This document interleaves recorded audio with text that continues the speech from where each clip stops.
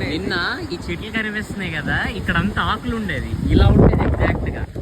ఈ గాలి వల్ల మొత్తం ఆకులు లేదు, ఏ మొక్క లేదు, అన్నీ ఎగిరిపోయి మేము కూడా ఎగిరిపోతున్నాం.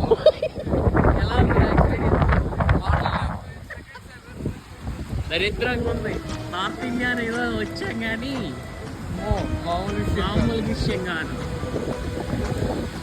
పొద్దున్న క్లాస్కి వెళ్తున్నప్పుడు అనగా స్టార్ట్ అయింది.